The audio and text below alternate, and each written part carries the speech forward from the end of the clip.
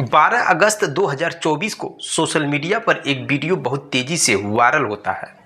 दरअसल उसमें एक लड़का और एक लड़की आपस में शादी का इजहार करते हैं और कहते हैं कि हम शादी करने जा रहे हैं। जैसे ही शादी की बात आती है तो लड़की के परिवार वालों की तरफ से एक एफआईआर दर्ज कराई जाती है और कहा जाता है कि हमारी लड़की अपहरण हो चुकी है, हमारी लड़की को जितना जल्दी हो सके उतना जल्दी बचा लीजिए। पुलिस इस मामले की जांच शुरू कर देती है तो पता चलता है कि जो लड़का और लड़की है वह दोनों आपस में प्रेमी और प्रेमिका होते हैं। वो दरअसल रिश्ते में चाचा और भतीजा होते हैं। चाचा कोई मामूली आदमी नहीं होता है बल्कि डिप्टी कमिश्नर होता है वर्तमान में। चाचा और भतीजी की प्रेम कहानी जब सोशल मीडिया पर वायरल होने लगती है तो हर कोई ये जानने की कोशिश करता है आखिरकार इन्हें प्यार कैसे हो गया। तो आज इस कहानी के माध्यम से यही जानने की समझने की कोशिश करेंगे आखिरकार चाचा को अपनी भतीजी से और भतीजी को अपने चाचा से कैसे प्यार हो जाता है। नमस्कार दोस्तों, मैं हूं संतोष, आप सभी का स्वागत करता हूं अपने इस यूट्यूब चैनल में। दोस्तों, आज की सच्ची घटना जो मैं आपको बताने वाला हूं, यह सच्ची घटना बिहार प्रदेश का एक जिला है वैशाली, और वैशाली जिले का ही एक हजीमपुर सदर थाना क्षेत्र का गांव लगता है मनुआ। दरअसल मनुआ गांव का रहने वाला एक व्यक्ति जिसका नाम रामाशंकर होता है, उसकी 3 बेटियां और एक बेटा होता है। बेटा का नाम शिव शक्ति कुमार होता है। जब बेटा 3 साल का होता है तभी उसके पिता की अचानक तबीयत खराब होती है और उसके पिता की अचानक मौत हो जाती है। मौत होने के बाद घर की सारी जिम्मेवारी उसके माँ के ऊपर आ जाती है। माँ कलंदी या तो खेती बाड़ी करती है या पशुओं को पालती है या फिर किसी भी तरकीब से अपने बच्चों की वो परवरिश कर रही थी। जैसे तैसे उनके बेटे ने, जिनका नाम शिव शक्ति कुमार होता है, अपने हाई स्कूल की परीक्षा को पास कर लेता है। लेकिन परिवार की आर्थिक स्थिति अच्छी न होने के कारण उसने दिल्ली की तरफ रुख कर लेता है और दिल्ली में जाकर एक प्राइवेट कंपनी में 3300 रुपये मंथली के हिसाब से वो नौकरी करने लगता है। लगभग 3 साल तक वो दिल्ली में ही नौकरी करता है।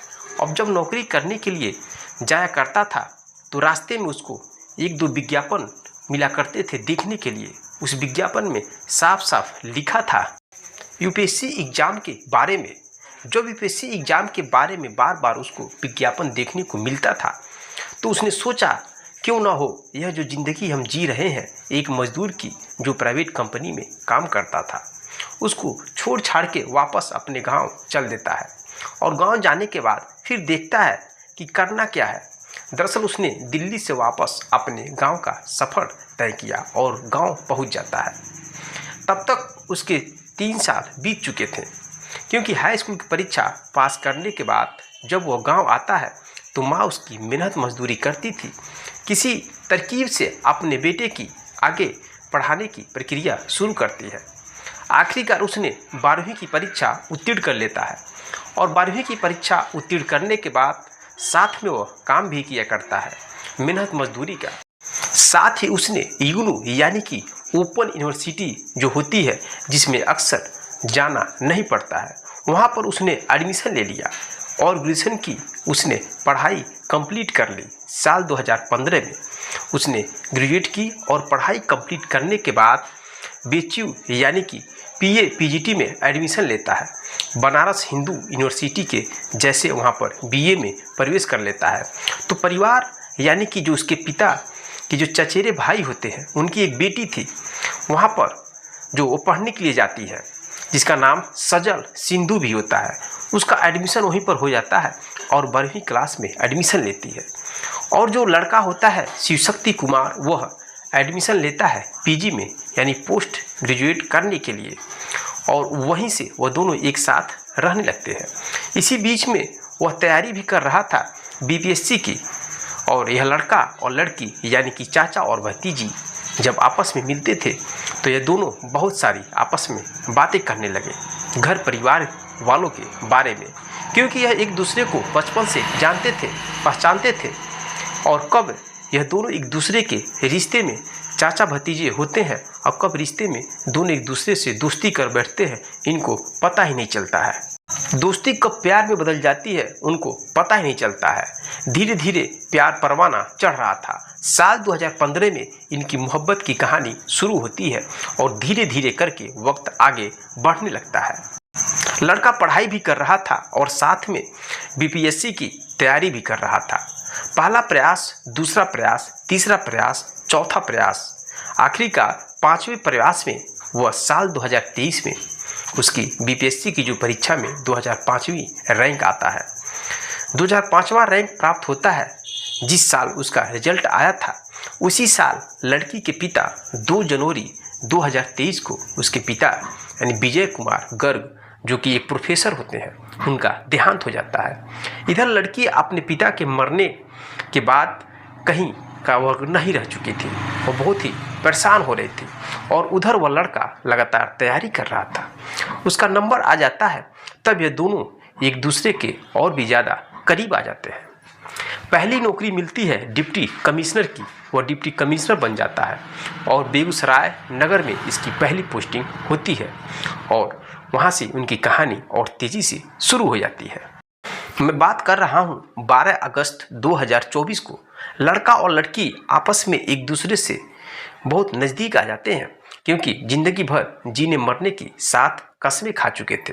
अब वे अपने रिश्तों को भूल चुके थे क्योंकि ये भतीजी लगती थी और वह उसका चाचा लगता था। उन्होंने सोचा क्यों न हो अब ज़िंदगी जिएंगे साथ, मरेंगे साथ, चाहे परिवार, रिश्तेदार, दोस्त कोई भी हो, कैसा भी कोई ऐतराज़ क्यों न करे, कुछ भी हो जाए, लेकिन शादी करनी है। इसलिए वह पहले से 12 अगस्त 2024 को एक ऐलान करते हैं, वीडियो के माध्यम से यह जाहिर करते हैं कि हम एक दूसरे से प्यार करते हैं और हमारा प्यार नया प्यार नहीं है बल्कि 2015 से यह प्यार शुरू होता है और 9 साल के आसपास यह हो चुका है। इसलिए हम दोनों साथ साथ रहना चाहते हैं। जैसे ही सोशल मीडिया पर यह वीडियो वायरल होता है, वैसे लड़की के परिवार वाले जब उनको जानकारी मिलता है तो बहुत ही बौखला जाते हैं।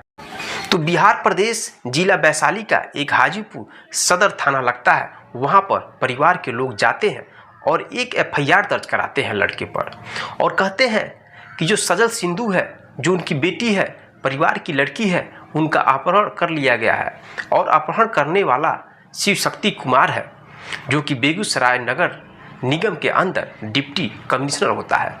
उसने अपहरण कर लिया है। पुलिस इस मामले की गंभीरता से जांच करती है। गंभीरता से जांच लेने के बाद इस मामले की जांच अगस्त 2024 को खगड़िया में एक कातिल मंदिर पड़ता है। वहाँ जाकर चाचा और भतीजी आपस में मिलकर शादी कर लेते हैं हिंदू रीति रिवाज के हिसाब से और उसके बाद एक सोशल मीडिया पर वीडियो बनाकर वायरल कर देते हैं, जारी करते हैं और कहते हैं कि जो पिछले 9 साल से प्यार चल रहा था, हमने उसके हिसाब से शादी कर ली है और हम अपने आप में समझदार हैं, लेकिन कहीं ना कहीं इस शादी को समाज, परिवार, रिश्तेदार, भारतीय संस्कृति और शायद हिंदू लोभी कहीं ना कहीं इजाज़त नहीं देता है। हालांकि अभी मामले की जांच बैठी हुई है कि उन्होंने जो शादी की है वह लीगल है या इलीगल है या लीगल या इलीगल, इसके बारे में बाद में पता चलेगा। लेकिन दोनों ने मिलकर, जो पहले चाचा और भतीजी होते हैं और बाद में यह दोनों पति और पत्नी का रूप लेते हैं, उसके बाद फिर अलग अलग विभागों में जाकर यह अपना प्रार्थना पत्र देते हैं और अपनी जान माल की सुरक्षा की गुहार लगाते हैं। कहीं ऐसा ना हो कि परिवार को नुकसान हो जाए। न केवल इनके परिवार के लड़के बल्कि परिवार के कई सदस्यों को भी जान का खतरा भी जाहिर किया और पुलिस ने उनसे सुरक्षा की गुहार भी लगाई है। हालांकि पुलिस इस मामले में अपनी जांच पड़ताल में जुटी हुई है, लेकिन जिस तरह से यह दोनों प्यार करते हैं, शादी करते हैं, उसके बाद शादी का ऐलान करते हैं, उसको लेकर समाज में कहीं ना कहीं इनके खिलाफ एक तरह से माहौल भी तैयार हो चुका है कि चाचा अपनी भतीजी से आखिरकार ऐसे शादी कैसे कर सकता है। दोस्तों, ये शादी सही है या गलत है, लेकिन समाज, परिवार, रिश्तेदार, भारतीय संस्कृति इस तरह के रिश्तों को भी कभी इजाज़त नहीं देता है। आगे यह रिश्ता कितना टिकेगा, कितना नहीं टिकेगा, इसके बारे में कुछ भी कहा नहीं जा सकता। लेकिन कोई भी रिश्ते की बुनियाद रखने से पहले कई बार सोचने की ज़रूरत होती है। यूं ही नहीं, प्यार किसी से भी हो जाता है, ऐसे भी प्यार नहीं होना चाहिए कि हम अपनी वीडियो के माध्यम से और कोशिश करेंगे कि भविष्य में अगर किसी का भी इस तरह से कदम उठाने से पहले हजारों नहीं लाखों बार, करोड़ों बार सोचें जरूर और तब जाकर अपने कदम उठाने चाहिए। दोस्तों, इस वीडियो को बनाने का उद्देश्य कि किसी को परेशान करना नहीं, किसी के दिल को दुखाना नहीं, बल्कि आपको जागरूक और सतर्क करने के लिए मैं सच्ची घटना आपके सामने लेकर आया हूँ। दोस्तों, प्यार सही बात है, कब किसी से हो जाए कोई गारंटी नहीं है, लेकिन दोस्तों आपने रिश्तों को भी देखकर प्यार करना चाहिए और शादी विवाह करना चाहिए। ये कहानी मेरा सुनाने का सिर्फ बस यही मतलब है कि समाज में ऐसी घटना होने से आप बचें। अगर आपके अंदर ऐसी फीलिंग आ रही है दोस्तों, तो रिश्तों को अपने किनारे मत रख दीजिए। शादी करने से पहले, प्यार करने से पहले अपने रिश्तों के बारे में ज़रूर जान लीजिए। इससे समाज पर बहुत ही गलत असर पड़ेगा, आने वाली पीढ़ी पे बहुत असर पड़ेगा, समाज में बहुत तेज़ी से बुराइयां फैल जाएगी। इसलिए दोस्तों मैं वीडियो बनाता हूं ताकि आप सुन करके जागरूक हो सके और अच्छे से इस समाज को डेवलप कर सके। मिलते हैं नेक्स्ट वीडियो में नेक्स्ट कहानी के साथ, तब तक के लिए जय हिंद, जय भारत।